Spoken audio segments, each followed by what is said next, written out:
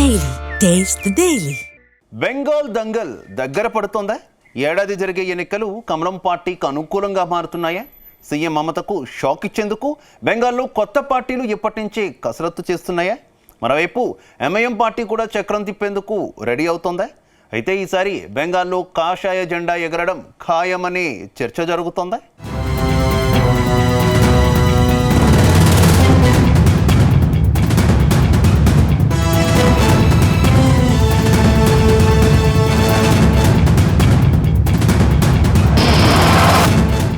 పశ్చిమ బెంగాల్లో పాగా వేసేందుకు కాషాయ పార్టీ 10 ఏళ్లుగా అలుపెరగని పోరాటం చేస్తుంది. కానీ బెంగాల్ సీఎం మమతా బెనర్జీ మాత్రం బెంగాల్లో కాషాయ పార్టీకి అధికారం దక్కకుండా ప్రయత్నిస్తున్నారు.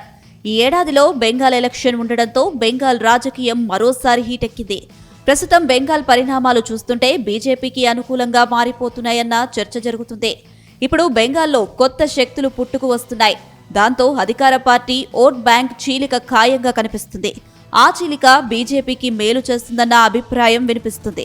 బెంగాల్లో బీజేపీ బలపడిన తర్వాత త్రిముఖ పోటీలు జరుగుతున్నాయి.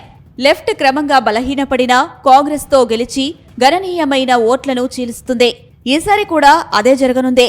కొత్తగా ముస్లిం వర్గాల్లో పట్టు పెంచుకుంటున్న పార్టీ ఒకటి జోరు మీద ఉందన్న చర్చ జరుగుతుంది.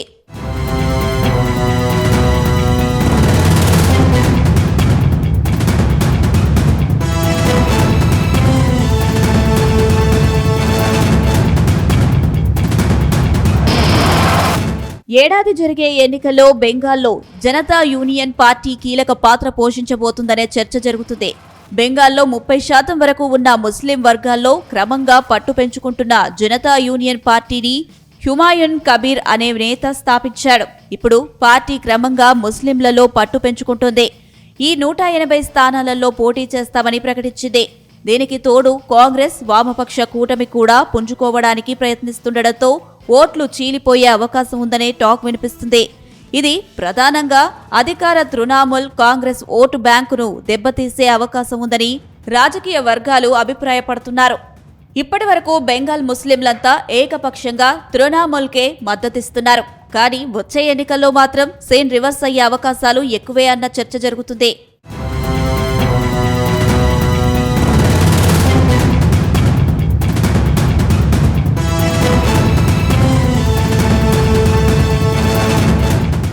అయితే గతేడాది డిసెంబర్ 22న బెంగాల్లో కొత్త పార్టీ పురుడు పోసుకుంది.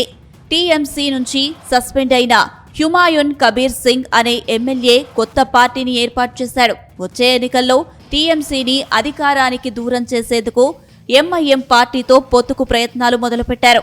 ఈ ఏడాది చివరిలో జరిగే ఎన్నికల్లో మొత్తం 294 స్థానాలకు గాను 135 చోట్ల తమ అభ్యర్థులను నిలబెడతామని కబీర్ ప్రకటించారు. తమ పార్టీ రాష్ట్ర రాజకీయాల్లో తమ పార్టీ గేమ్ చేంజర్ కానుందని ఆయన అంటున్నారు. ముస్లింల కోసం తమ పార్టీ పనిచేస్తుందని, ఐఏఎంఐఎంతో కలిసి ఎన్నికల్లో పోటీ చేస్తామని, ఆ పార్టీతో టచ్లో ఉన్నామని తెలిపారు. కాగా దీనిపై ఏఐఎంఐఎం కానీ ఓవైసీ కానీ ఇంకా స్పందించలేదు.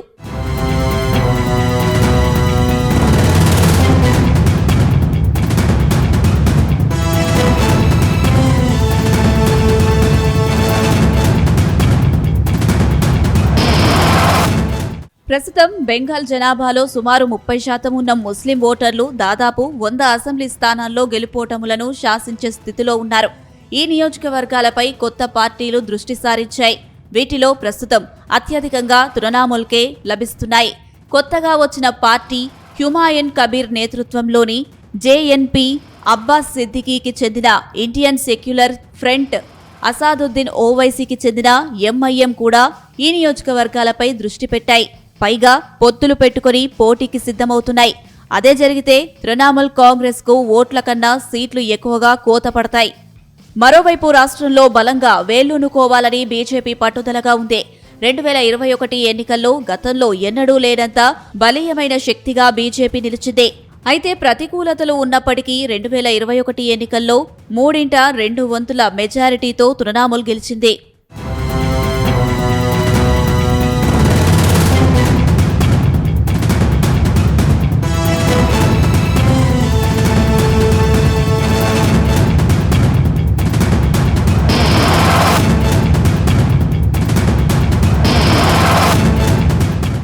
ఇదిలా ఉంటే బెంగాల్ సీఎం మమతా బెనర్జీని ఓడించేందుకు ఎంఐఎం పార్టీ పక్కా ప్లాన్తో ముందుకు వెళ్తుంది. ఎంపీ అసాదుద్దీన్ ఓవైసీకి మల్దా, ఉత్తర దినాజ్పూర్, దక్షిణ దినాజ్పూర్ వంటి సరిహద్దు జిల్లాల్లో పట్టు ఉంది. ఈ ప్రాంతాలలో మజ్లిస్, ఇండియన్ సెక్యులర్ ఫ్రంట్ వంటి పార్టీలు బలంగా పుంజుకుంటే సాంప్రదాయబద్ధంగా మమతా బెనర్జీకి అండగా ఉండే ముస్లిం ఓటు బ్యాంకు చీలిపోయే ప్రమాదం ఉంది. ఇటీవల జరిగిన పంచాయతీ ఎన్నికల్లో ఇండియన్ సెక్యులర్ ఫ్రంట్ మంచి ఫలితాలు సాధించింది.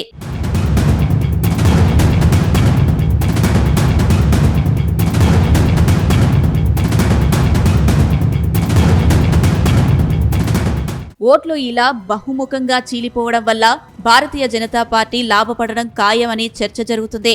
ఇప్పటికే 32 నుంచి 34% స్థిరమైన ఓటు బ్యాంకు ఉన్న బీజేపీ ప్రతిపక్ష ఓట్లు ఇతర పార్టీల మధ్య చీలిపోతే తక్కువ మెజారిటీతోనైనా విజయం సాధించవచ్చని భావిస్తుంది. అందుకే ఓట్లు చీలిక పార్టీలకు పరోక్షంగా సాయం చేయడానికి రెడీగా ఉందనే చర్చ జరుగుతుంది.